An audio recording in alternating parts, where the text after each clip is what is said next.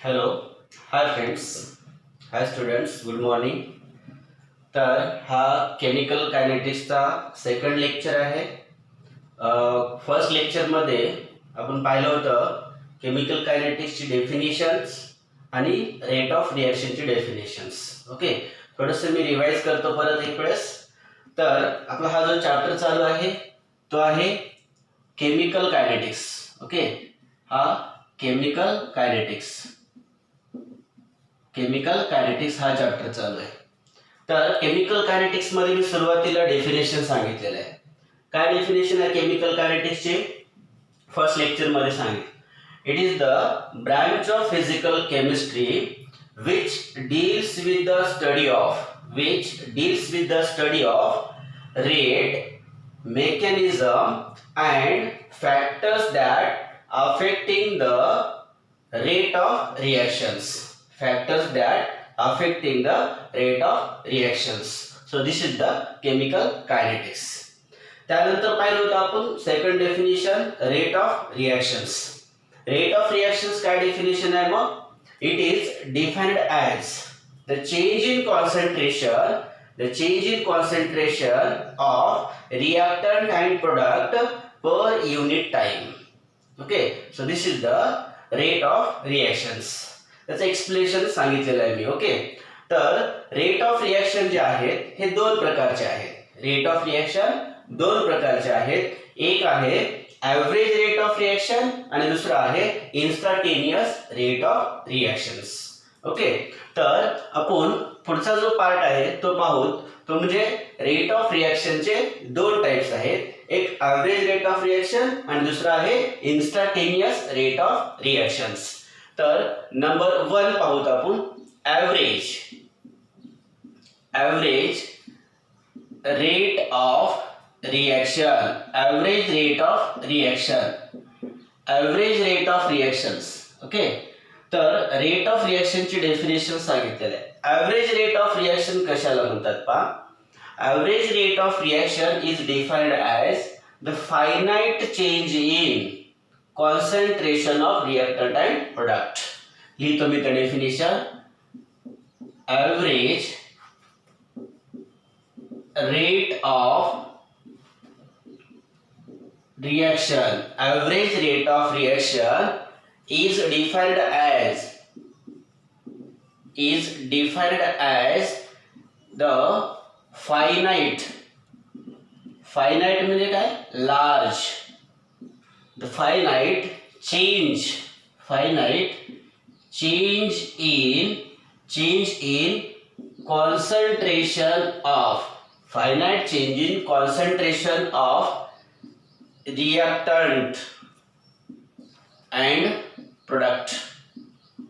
reactant and product. Finite change in concentration of reactant and product. Okay, so this is the average rate of reactions. आता finite change किंवा average rate जे आहे ते नेमकं काय असतं पहा. आता ॲव्हरेज रेट लिहित असता वेळेस कसं लिहायचं ते लिहितो पहा. It is denoted by delta. याला डेल्टानी जे आहे ते रिप्रेझेंट करायचं. याला काय करायचं? डेल्टानी रिप्रेझेंट करायचं. म्हणजे कुठलाही बदल जर लार्ज चेंज होत असेल, खूप जास्त बदल झालेला असेल तर त्याला काय म्हणायचं? Average change. जसं की आपण सुरुवातीला जे आहे ते जे काही सिलेबस आपण सुरुवातीला पाहिलं त्याच्यानंतर खूप मध्ये गॅप पडलेला आहे.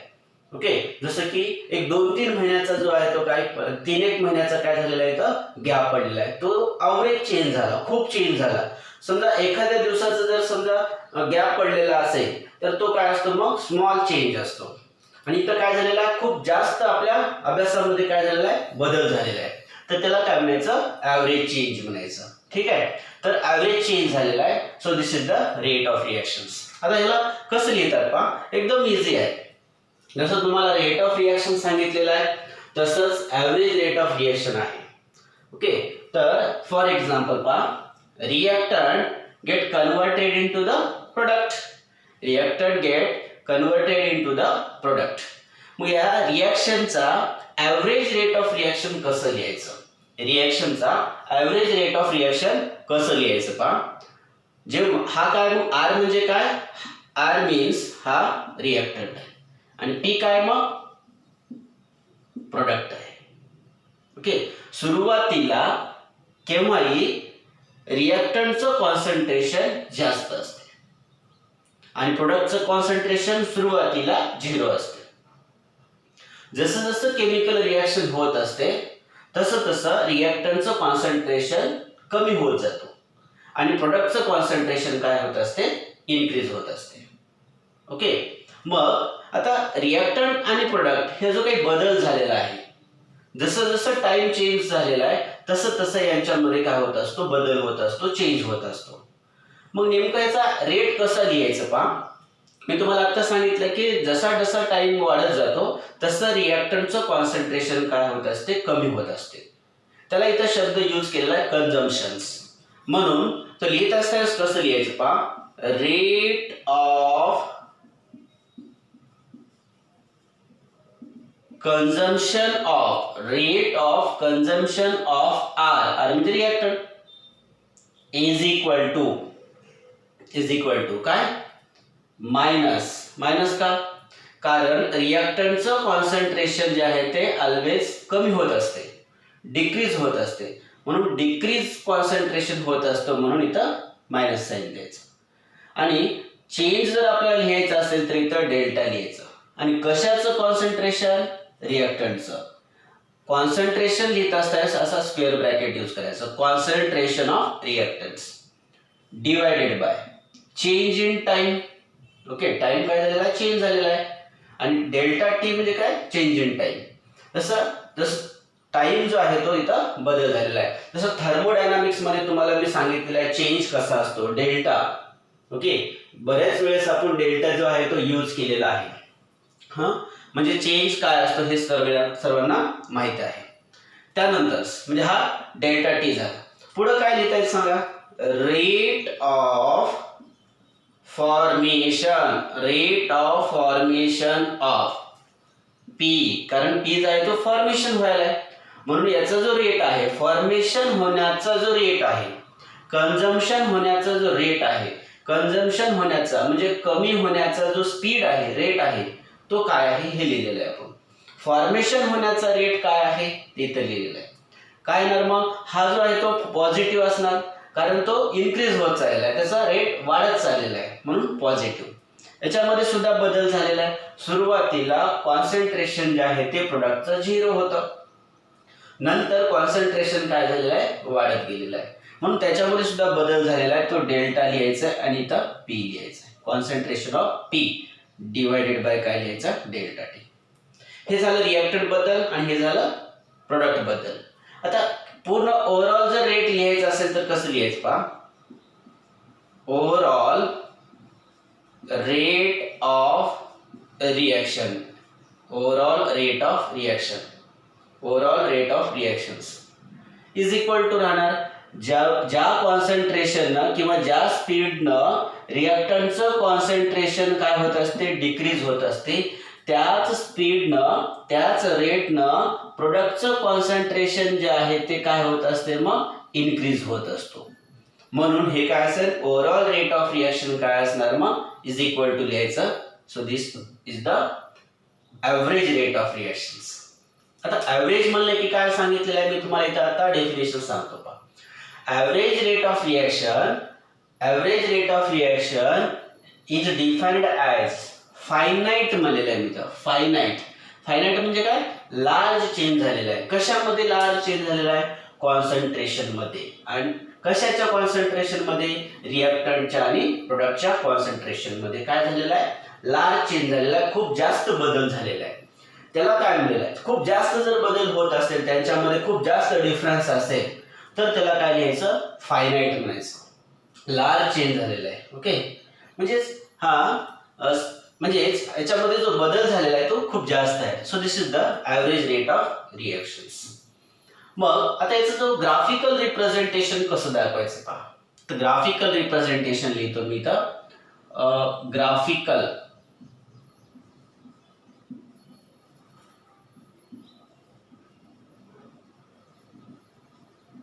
representation of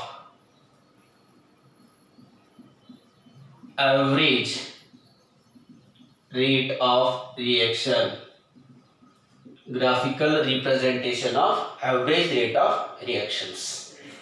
रिएक्टंटचं आणि प्रोडक्टचं आपल्याला दोघांचं काय करायचं आहे, ग्राफिकल रिप्रेझेंटेशन करायचं आहे.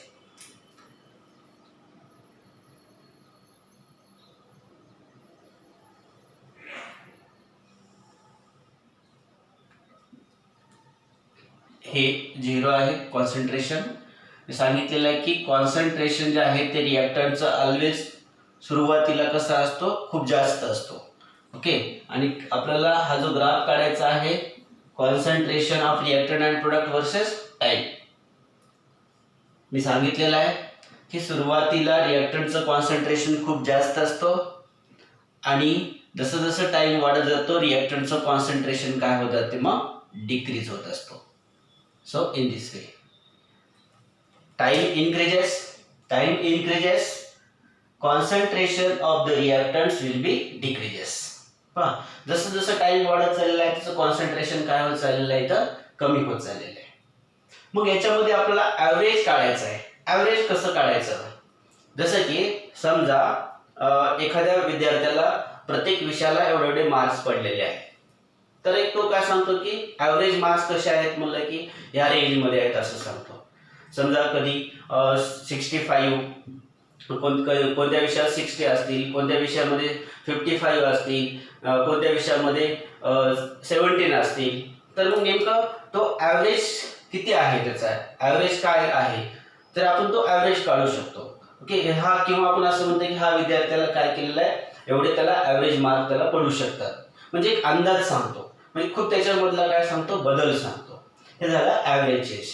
मग हा नेमकं त्याच्यामधला गॅप कितीचा आहे, तर तो कसा काढायचा गॅप, तर तो गॅप काढत असताना काय करता येईल आपल्याला, कॉन्सन्ट्रेशन जे आहे ते सुरुवातीला रिएक्टंटचं कॉन्सन्ट्रेशन, समजा मी इथं काय केलेलं आहे, हा कॉन्सन्ट्रेशन याला मी R1 म्हणतो, याला काय केलेलं आहे R1.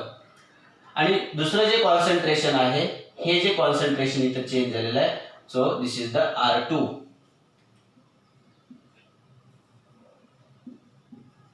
R1 and R2 हे चेंज झालेलं आहे. मग R1 चे कॉन्सन्ट्रेशन काय झालेलं आहे, चेंज झालेला आहे, तेव्हाचा जो टाइम असेल तो टाइम काय असेल, मग T1 असेल. टाइम काय असेल, तो टाइम T1 असेल. आणि दुसरा जो टाइम आहे हा टाइम काय असेल, मग T2 टाइम असेल. म्हणजे हा जो बदल झालेला आहे टाइम मध्ये, इनिशियल टाइम काय आहे, सुरुवातीचा टाइम काय आहे T1, दुसरा टाइम काय T2 आहे. ओके, दुसरा टाइम काय T2 आहे. फर्स्ट टाइम आहे T1, सेकंड टाइम आहे T2. फर्स्ट कॉन्सन्ट्रेशन आहे चेंज झालेला R1 आणि सेकंड आहे R2. मग आपल्याला असं लिहिता येईल कायला, R1 concentration of R1 concentration of R2 minus concentration of R1 is equal to काय लिहिता येईल, delta concentration of R. Okay, जसं तुम्हाला मी थर्मोडायनामिक्स मध्ये सांगितलेलं आहे, T2 minus T1 is equal to काय असतो, डेल्टा T असतो. बरोबर, असे भरपूर सांगितलेलं आहे. U2 मायनस U1 काय असतो, डेल्टा U असतो. म्हणजेच त्यांच्यामध्ये काय केलेलं आहे आपण, बदल जो झालेला आहे तो बदल इथं आपल्याला एक्सप्लेन करायचा आहे. म्हणजे इथं काय असणार, मग concentration of delta concentration of R असेल. तशाच प्रकारे टाइम बदल असेल, T2 minus T1 is equal to काय असेल, सांगा, काय असेल, डेल्टा T असेल. म्हणजे हा बदल झालेला आहे, हा जो चेंज झालेला आहे, so this is the delta T. म्हणून आपल्याला हा जो काही कॉन्सन्ट्रेशन जे आहे तो डिक्रीज झालेला आहे, म्हणून हा जो स्लोप आहे तो स्लोप कसा येणार, मग डिक्रीजिंग येणार. म्हणजे निगेटिव्ह साइन मध्ये जो आहे तो आपल्याला स्लोप काय करता येईल, तर काढता येईल. निगेटिव्ह साइन मध्ये याचा स्लोप जो आहे तो सांगता येईल. So this is the average rate of reactions. Average rate of कशासाठी सांगितलेलं आहे, रिएक्टंट बद्दल सांगितलेलं आहे. असाच जो आहे तो ग्राफ आपल्याला काय करायचा आहे, प्रोडक्ट बद्दल काढायचा आहे. आणि प्रोडक्ट बद्दल काढत असताना काय येईल सांगा, याचा जो ग्राफ आहे प्रोडक्टचा ग्राफ,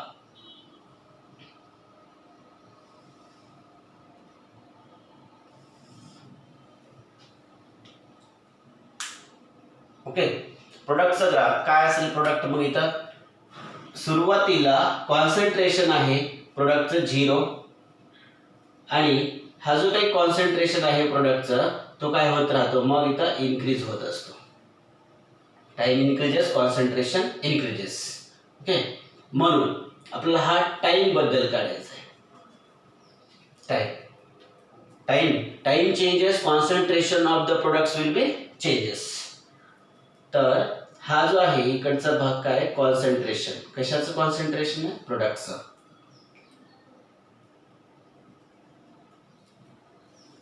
हा कॉन्सन्ट्रेशन असेल P1 कॉन्सन्ट्रेशन, हे कॉन्सन्ट्रेशन आहे P2 कॉन्सन्ट्रेशन, राईट.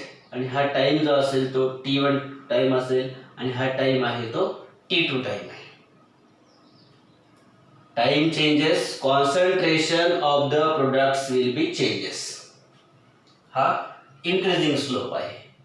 म्हणून हा जो बदल आहे हा बदल काय असेल, मग डेल्टा असेल, टी असेल, डेल्टा टी, T1 आणि T2 मधला. आणि हा बदल काय असेल, मग डेल्टा कॉन्सन्ट्रेशन ऑफ P असेल. कोणता बदल, हा बदल. जसं मी इथे लिहिलेलं आहे तसंच असेल ते. Okay, so this is the graphical representation of average rate of reactions. Average rate of reaction जर तुम्हाला असं विचारलेलं असेल तर ॲव्हरेज रेट ऑफ रिॲक्शन जे आहे ते अशा प्रकारे जे आहे ते एक्सप्लेन करायचं. काय लिहिता येईल मग, the average rate of reaction is defined as finite change in concentration of reactant and product. It is denoted by delta. Example काय सांगितलं, रिएक्टंट गिव्स, प्रोडक्ट बद्दल सांगितलेलं आहे. रेट कसा काढायचा, rate of consumption of R, minus n दिलेला आहे तर मी, कारण काय, कॉन्सन्ट्रेशन डिक्रीज होत असतो. Concentration decreases, concentration increases. म्हणून आपल्या इथं असं पण लिहिता येते पहा. काय लिहिता येते, decreasing slope indicates that concentration of reactant decreases during the reactions. Increasing slope indicates that concentration of product increases. Okay, increasing slope indicates that concentration of the product increases. इथं जो कॉन्सन्ट्रेशन आहे तो काय झालेला आहे, इन्क्रीज झालेला आहे. तसं ॲव्हरेज रेट ऑफ रिॲक्शन जे आहे ते अशा प्रकारे आपल्याला एक्सप्लेन करता येईल. तर याच्यानंतर आपण जे आहे ते एक्झाम्पल्स जे आहे ते ॲव्हरेज रेट ऑफ रिॲक्शन कसं लिहायचं, जसं हे लिहिलेलं आहे आपण अशा प्रकारचे आपण एक्झाम्पल्स पाहू काही. तर त्या अगोदर हे काय करा, नोट करा.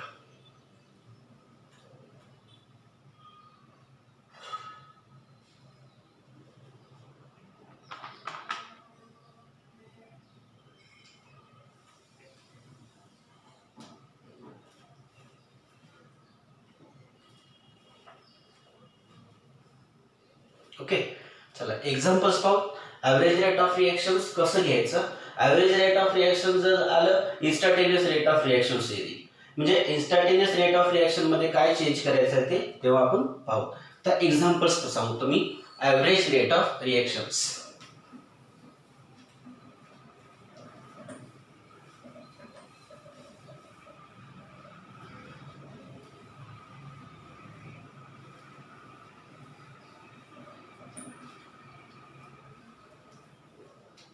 तर ॲव्हरेज रेट ऑफ रिॲक्शन्स कसे लिहायचं. फॉर एक्झाम्पल्स, एक जनरल एक्झाम्पल सांगतो म्हणजे कोणतेही रिॲक्शन जे आहे ते तुम्हाला करता येतील. एकदम इझी आहे, काहीच अवघड नाही. पहा, ए बी हे दोन रिॲक्टंट आहेत, गिव्स सी प्लस डी. तर यांचे जे कोएफिशियंट आहेत, ए हा याचा बी आहे, याचा सी आहे आणि याचा डी कोएफिशियंट. जसं एखादी केमिकल रिॲक्शन आपण केलं suppose, N2 give H2 gives NH3. समजा हे केमिकल रिॲक्शन झालेले आहे. नायट्रोजन गॅस, हायड्रोजन गॅस, त्यापासून अमोनिया जो आहे तो फॉर्मेशन झालेला आहे. मग हा जो फॉर्मेशन झालेला आहे, रिॲक्शन जे आहे ते बॅलन्स नाही. मग रिॲक्शनला आपल्याला बॅलन्स करायचं आहे. रिॲक्शनला बॅलन्स कसं करायचं, मग नायट्रोजन 2 आहेत, नायट्रोजन 1 आहे, तर 2 न मल्टिप्लाय करा, नायट्रोजन 2 होते. हायड्रोजन 2 आहेत, हायड्रोजन इकडे किती आहे, 3 दोन्ही 6 आहेत. मग काय करायचं, तर 3 न मल्टिप्लाय करा, 3 दोन्ही 6 होते. म्हणजे रिॲक्शन काय झालेलं, बॅलन्स झालेले. मग हे जे काही आपण नंबर दिलाय मी इथं रिॲक्शनला बॅलन्स करण्यासाठी, यांना काय म्हणतात, कोएफिशियंट्स म्हणतात. हे कोएफिशियंट जे आहे ते मी तर घेत असता वेळेस इथं काय केलेलं आहे, A B C D, small a small b small c small d असे हे कोएफिशियंट्स घेतलेले आहेत. ठीक आहे. म्हणजे कोणतेही जर केमिकल रिएक्शन्स तुम्हाला दिलं तर त्याचं जे आहे तो ॲव्हरेज रेट ऑफ रिएक्शन जो आहे तो कॅल्क्युलेट करता येतो किंवा ॲव्हरेज रेट ऑफ रिएक्शन जे आहे तो लिहिता येईल. ओके. तर ॲव्हरेज रेट ऑफ रिएक्शन्स, मग ह्या रिएक्शनचं कसं लिहायचं पहा. एकदम इझी आहे. Average rate of reactions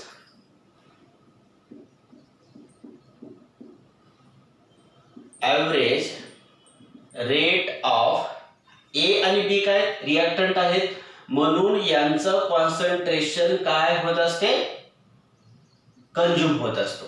average rate of consumption म्हणजे ए आणि बी चा कंझम्पशन होण्याचा रेट काय आहे, ए आणि बी चा डिक्रीज होण्याचा रेट काय आहे, स्पीड काय आहे हे आपल्याला लिहायचं आहे. Average rate of consumption of A, सुरुवातीला ए च पाहू. मग तुम्हाला सांगितलंय कंझम्पशन जर आलं, रिएक्टंट जर असेल तर तो ऑलवेज काय होत असतो, डिक्रीज होत असतो, त्याला मायनस साइन रिप्रेझेंट करायचं. मग सांगितलेलं मी डेल्टा, पण याचा जो कोएफिशियंट दिलेला आहे तर तो कोएफिशियंट लिहित असताना 1/a लिहायचं. मग काय लिहायचं, delta concentration of reactant A divided by delta T लिहायचं. ठीक आहे, डिवाइडेड बाय डेल्टा टी. पुढे आता finish. Average rate of again consumption of काय असेल मग, B. Average rate of consumption of B असेल. बी चा कोएफिशियंट कोण आहे मग, स्मॉल बी आहे.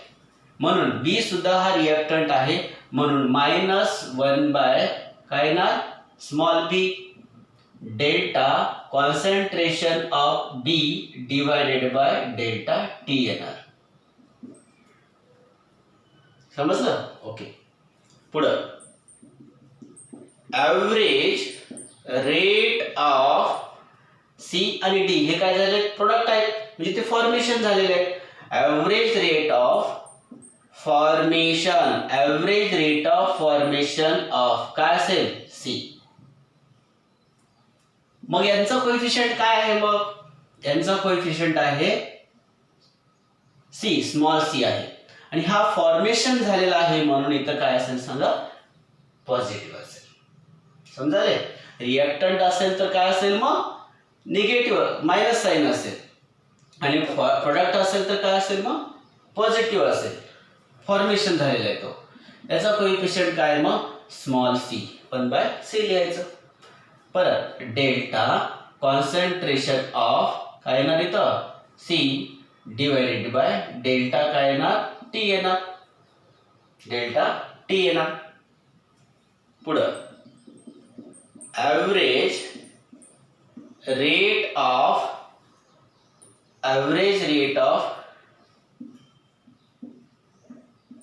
फॉर्मेशन ऑफ डी कोण आहे, डी आहे आता, is equal to +1/d delta concentration of d divided by delta t, divided by काय ना, डेल्टा टी.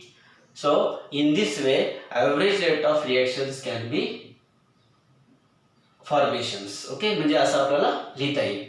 आता पूर्ण जर रिएक्शनचा रेट काय आहे लिहायचं असेल तर overall rate of reaction. Overall rate of reaction काय असतो, जसं की समजा एका गावाला दुसऱ्या गावाला काय केलेलं आहे, बस निघालेली आहे. प्रत्येक समजा गाडी जागेवर निघाल्यानंतर त्या गावापर्यंत पोहोचण्यापर्यंत त्याची स्पीड सारखीच असते का, नाही, म्हणजे कमी जास्त होत असते. ओके. आता ते कशामुळे होत असते, तर रोडचा प्रॉब्लेम असतो किंवा कोणीतरी मध्ये येत असते, त्यामुळं त्या गाडीला किंवा गाडी एखाद्या गावाला थांबावं लागते.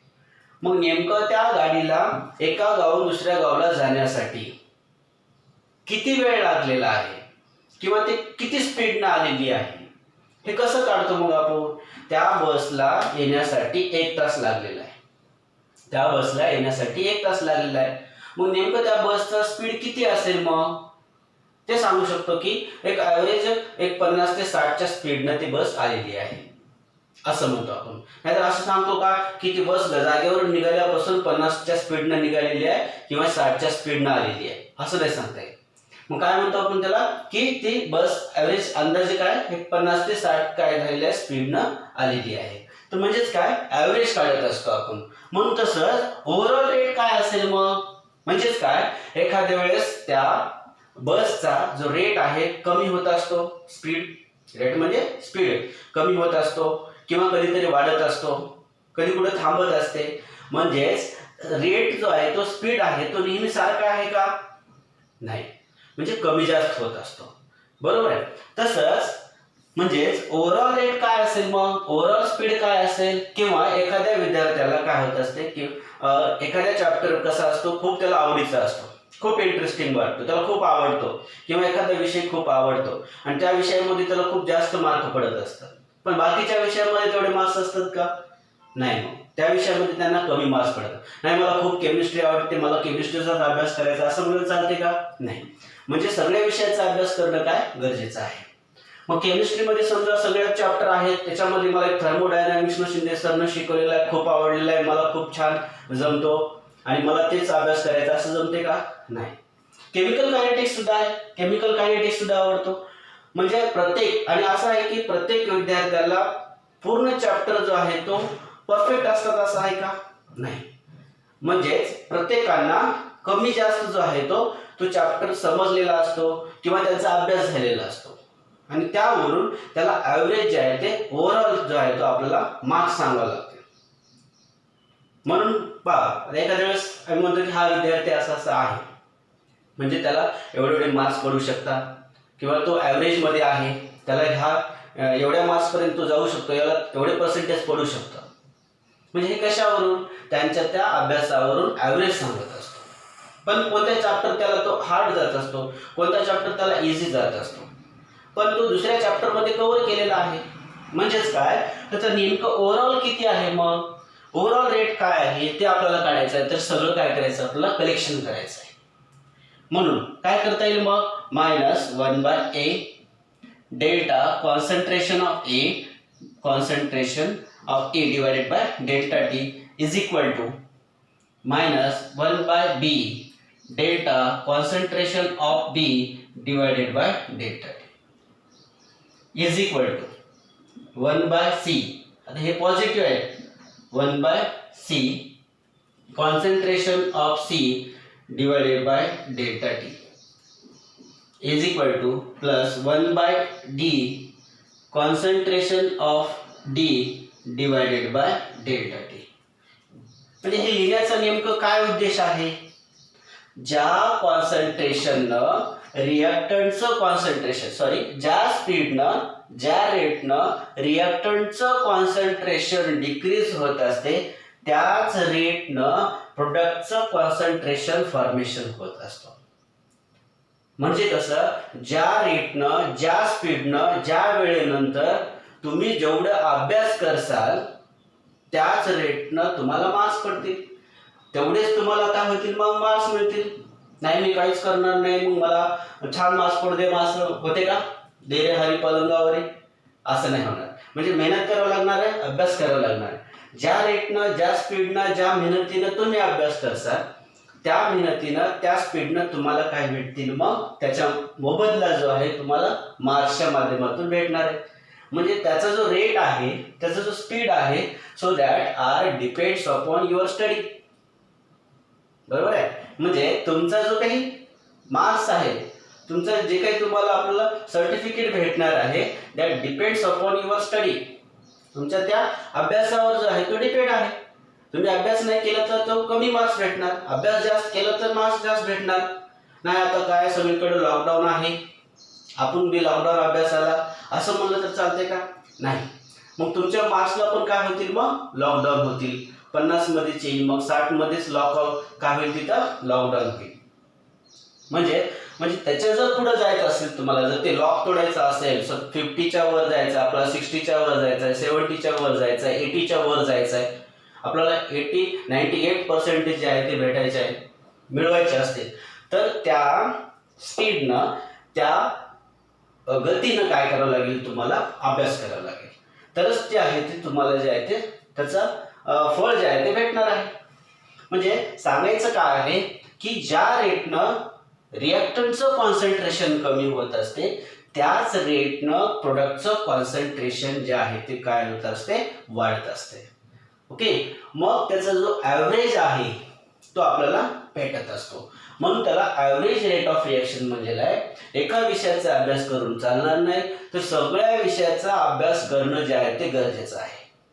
ओके, जर का एखादा विषय तुम्हाला जर आवडीचा वाटत असेल, की केमिस्ट्री मला खूप आवडीची वाटते, मग केमिस्ट्री जर तुम्हाला खूप आवडत असेल तर त्या विषयाच्या बाकीच्या विषयांना सुद्धा तुम्हाला कव्हर करणं गरजेचं आहे. हां, ठीक आहे, याच्यामध्ये तुम्हाला जास्तीत जास्त मार्क्स भेटतील आणि त्याचा फायदा तुम्हाला दुसऱ्या विषयामध्ये होईल. म्हणजे तुमच्या दुसऱ्या विषयाला सुद्धा तू काय करू शकतो, कव्हर करू शकतो. एखाद्या मुलाला काय फिजिक्स आवडते, एखाद्याला बायोलॉजी आवडते, एखाद्याला मॅथ आवडतो, पण त्याचा जो काही अभ्यास करण्याची जी स्पीड आहे, जो रेट आहे, मेहनत केलेला आहे, त्याचा दुसऱ्या विषयाला काय होत असतो, फायदा होत असतो. म्हणजे तो ॲव्हरेज जो आहे तो मार्क्स जे आहे ते भेटत असतात. तर अशा प्रकारे जे आहे ते ॲव्हरेज रेट ऑफ रिॲक्शन जे आहे ते काय करायचं, कॅल्क्युलेट करायचं आहे आपल्याला. मग हे कसं काढतात, नेमकं ॲव्हरेज रेट ऑफ रिॲक्शन कसं काढायचं, नेमकं रेट ऑफ रिॲक्शन कसं काढायचं, स्पीड कशी काढायची केमिकल रिॲक्शनची, तर हे आपल्याला प्रॉब्लेम मध्ये पाहायचं आहे. फक्त आता सुरुवातीला जो आहे तो हा काही पार्ट दिलेला आहे आपल्याला, जो काही थेरी दिलेला आहे ते आपल्याला अगोदर काय करायचं, समजून घ्यायचं आहे. जर तुम्हाला थेरी जर काय झालेलं असेल, परफेक्ट असेल, थेरी जर चांगल्या प्रकारे जर समजलेला असेल, तर तुम्हाला प्रॉब्लेम सॉल्व्ह करण्यासाठी कुठलाही प्रॉब्लेम येणार नाही.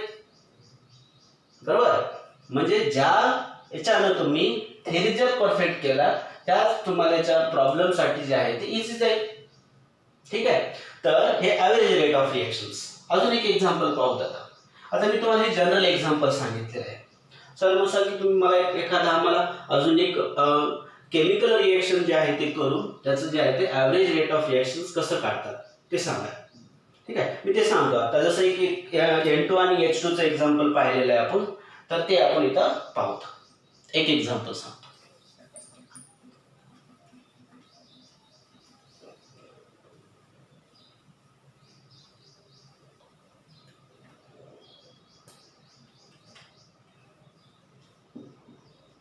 For example, N2 H2 gives NH3 ammonia. हा गॅसेस फॉर्म मध्ये असतो, हा गॅसेस फॉर्म मध्ये आहे. Formation of gases ammonia in the gases form. Reaction आता बॅलन्स कसं करायचं, रिएक्शन बॅलन्स म्हणजे काय, number of reactant molecules, number of product molecules कसे असले पाहिजे, इक्वल असले पाहिजे. तर नायट्रोजन किती आहेत, 2 आहेत. नायट्रोजन ॲटम 2 आहेत. नायट्रोजन इकडं एकच आहे, म्हणून त्याला 2 ने मल्टिप्लाय करा. नायट्रोजन 2 होतील, नायट्रोजन 2 आहेत. हायड्रोजन 2 आहेत, हायड्रोजन इकडं 3 दोन्ही 6 आहेत.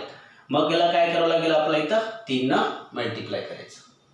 मग ह्या केमिकल रिएक्शनचं आपल्याला काय करायचं, आता ॲव्हरेज रेट ऑफ रिॲक्शन लिहायचं आहे. हे रिॲक्टंट आहे आणि हे प्रोडक्ट आहे. रिॲक्टंटचं कॉन्सन्ट्रेशन डिक्रीज होत असते, प्रोडक्टचं कॉन्सन्ट्रेशन इन्क्रीज होत असते. जसं तुम्हाला सांगितलेलं आहे, केमिकल कायनेटिक्स बद्दल तुम्हाला माहिती नव्हतं काहीच. सुरुवातीला रिॲक्टंटचं कॉन्सन्ट्रेशन म्हणजे तुमच्याकडे काय होतं, काहीच नव्हतं. प्रोडक्ट काय होतं का, नाही. पण माझ्याकडे होतं, मी तुम्हाला सांगायलो. केमिकल कायनेटिक्सचं नॉलेज तुमच्याकडे वाढायला जसं जसं टाइम इन्क्रीज झालेला आहे, वाढत गेलेलं आहे, जसं जसं लेक्चर होत जातील तसं तसं तुमच्याकडे जे आहे ते केमिकल कायनेटिक्सचं नॉलेज येईल. बरोबर आहे, म्हणजे सुरुवातीला तुमच्याकडे जे आहे ते केमिकल कायनेटिक्सचं नॉलेज 0 होतं. पण मी रिॲक्टंट आहे, माझ्याकडे कॉन्सन्ट्रेशन जे आहे ते रिॲक्टंटचं खूप जास्त आहे. केमिकल कायनेटिक्सचं मला बद्दल माहिती आहे खूप, मी तुम्हाला सांगायलो. माझ्याकडे जास्त आहे, मग माझं कमी होणार नाही. बरं, माझं कमी होईल का, नाही होणार. ओके, पण तुमच्यामध्ये इन्क्रीज होईल. ठीक आहे, मग काय लिहिता येईल याचं सांगा. Average average rate of consumption. का consumption? रिएक्टंटचं कॉन्सन्ट्रेशन. हा ओके, consumption of N2. काय N2 काय मग मायनस चेंज काय आहे का कोएफिशिएंट नाही, म्हणून काय लिहायचं delta concentration of N2 divided by delta काय ना T. पुढे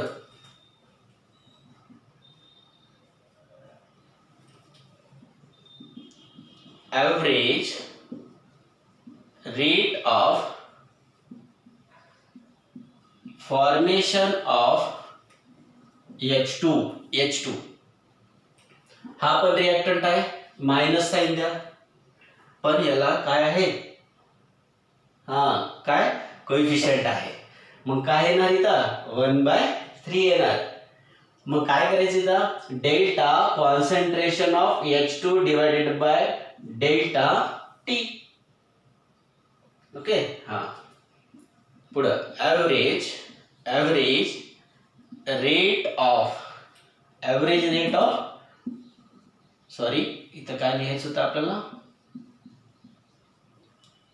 consumption average rate of formation of काय NES3. याचा स्पीड काय, याचा रेट काय NES3 फॉर्मेशन होण्याचा. ज्या रेटनं N2 आणि H2 कंज्यूम होत जातील त्याच रेटनं NES3 काय होईल फॉर्मेशन होईल. म्हणून काय लिहिता आपल्याला इथं याला पण कोएफिशिएंट आहे, पण हा पॉझिटिव्ह असेल का, कारण त्याचा प्रोडक्ट जो आहे तो फॉर्मेशन होत असतो म्हणून positive. 1/2 delta concentration of NES3 divided by delta T. Right okay. So overall rate of reaction